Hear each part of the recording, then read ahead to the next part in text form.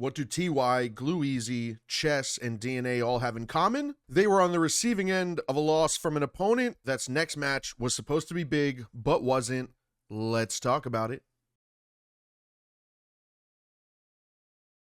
Yes, we are back.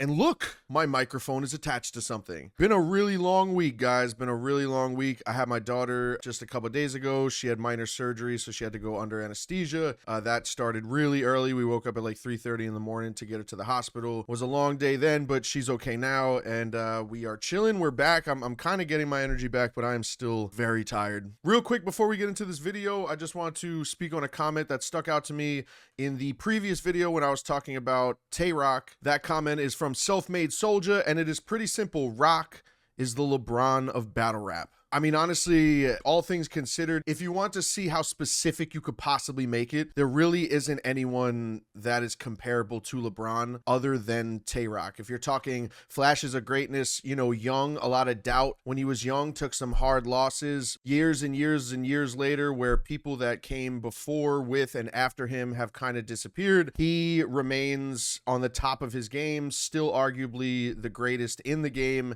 and just has accolades and stats out the wazoo. Honestly, one of the only people that I could compare to Tay Roc as far as artists that came years ago and is still very much relevant, very much at the top of their game, and honestly still getting better is Calico. Other than that, you have a lot of people that came in the same time that Roc did and the same time that Cal did that just had a lot of off years, a lot of years where they weren't even rapping, a lot of years where they were taking L's and having bad performances. Roc and Cal are those two guys that came in the game young and are still at the top of the game. And there's really not a lot of people you compare to. But LeBron and Roc comparison, I mean, how can you argue that? With that being said, let's get into the video. My bad, dude. I fucking passed out yesterday. No, I'm in the middle of recording a video about Jerry Wess.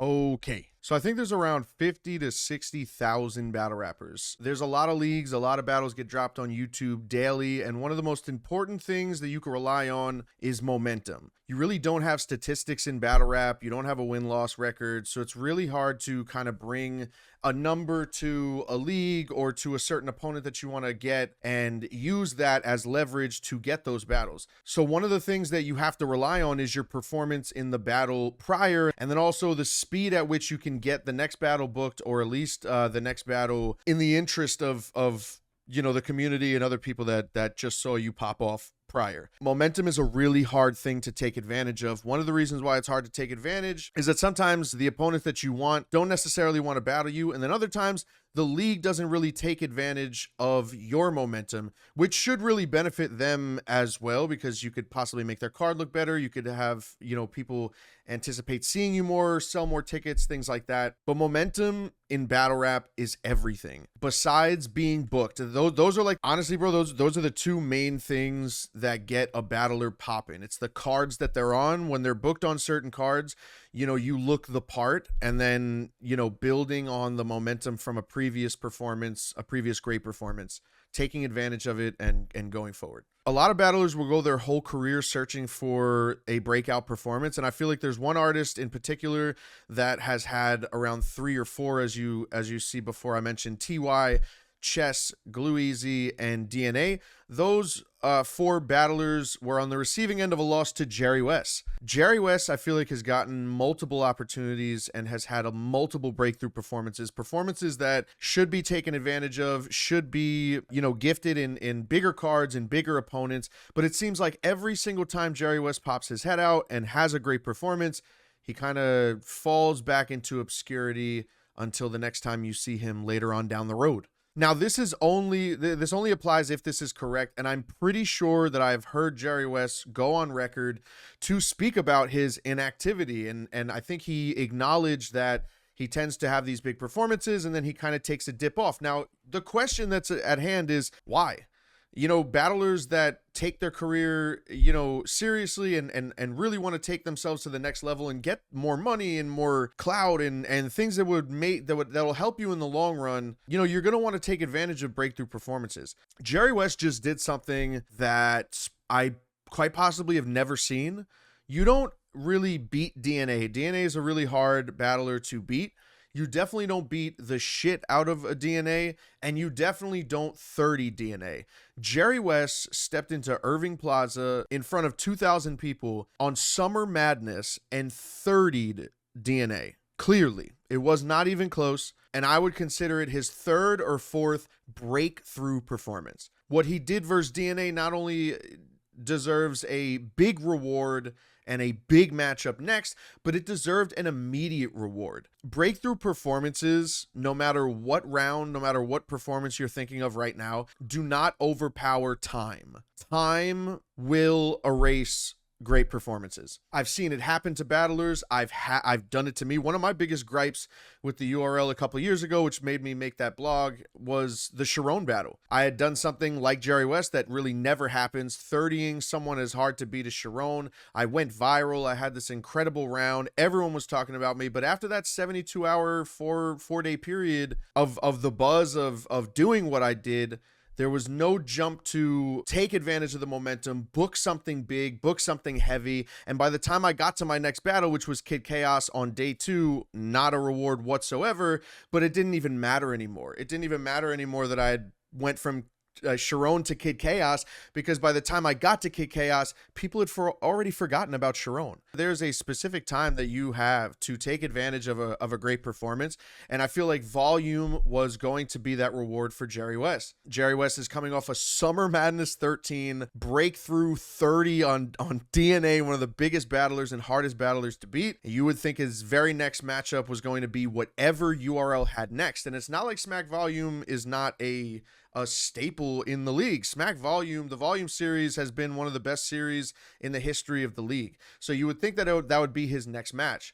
Right now, the time is ticking on Jerry Wess's momentum. I'm not going to say it's completely deaded, because I also saw a lot of people asking after the Volume 12 had went down, or 13, whatever it was, a lot of people were asking, where was Jerry Wess? Because the volume card wasn't good. And now you got to look at URL. URL got to take advantage, and other leagues have to take advantage of their artists, or the artists that perform on their platform. They need to take advantage of their momentum because it helps them too. Maybe volume sells more tickets if Jerry Wess is on there because he's an anticipated battler. Everyone is talking about Jerry Wess. You get him on the next card, maybe, you know, it sells more tickets. And then also the opinion of the card in general. Maybe the card gets a better rep. Maybe there's a better score and overall rating on that card because Jerry Wess is on it. Maybe he saves that card with another breakthrough performance or something like that. So the leagues have to take advantage of it as well. I don't know the next card that URL is going to have. I don't know how big that card is going to be. And if Jerry Wess is on it, I don't know when he's going to be on it and who he's going to be up against. But I'll stop you right now if you're starting to think one thing, and that is, Mike P, you're attacking URL.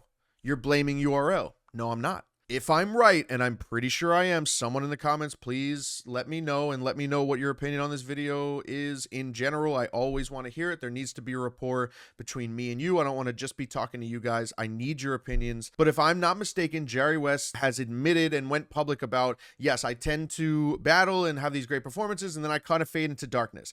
You can't blame URL. You can't blame any league. You have to ask the artist as well. Maybe Jerry Wess doesn't really take his battle career serious. And listen, kudos to you, okay? I'm learning not to do that as well. Maybe he's completely fine with just performing, doing whatever he does. If he loses, he loses. If he wins, he wins. But whatever happens, whatever anyone's saying about it, you know, whatever, back to normal life.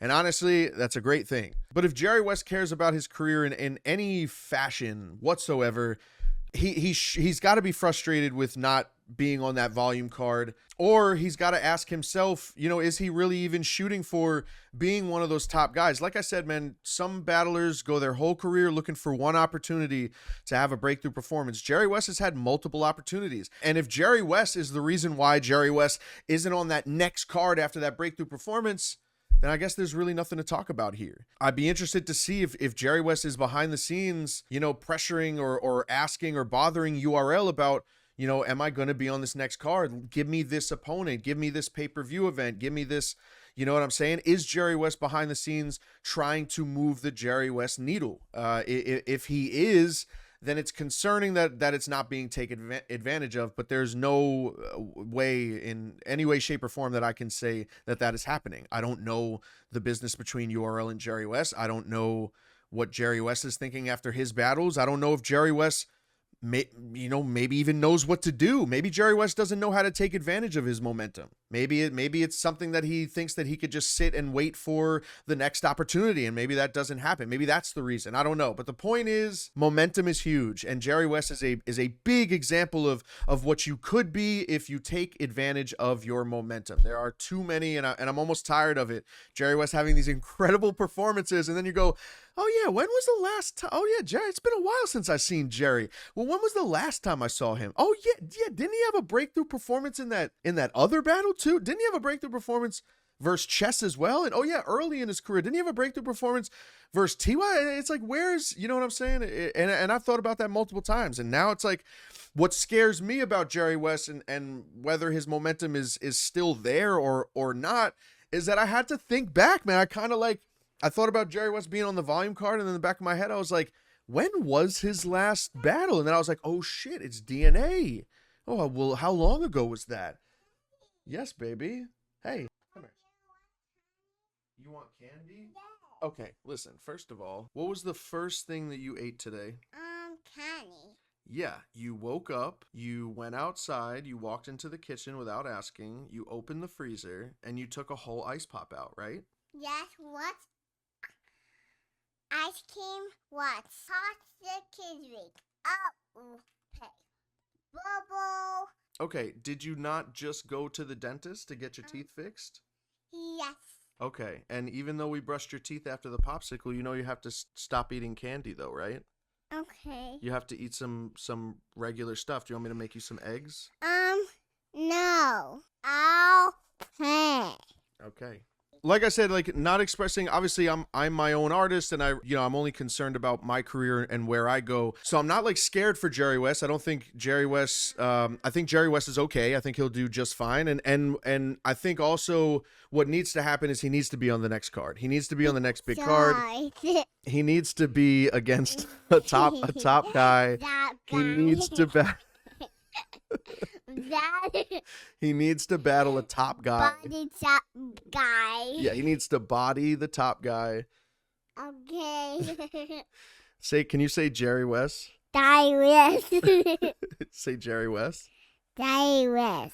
Like I said, Jerry Wess gets on a big card, and he's got a big matchup, and that might be what he has. You know what I'm saying? Maybe he's booked with Roc right now on a gnome, or maybe there's something big coming up that Jerry Wess is on. If he is, then thank the Lord. That's what's supposed to happen. But I'm tired of seeing Jerry Wess do great. I'm honestly tired of seeing him do great and not, punching through that next level, man, because he hasn't.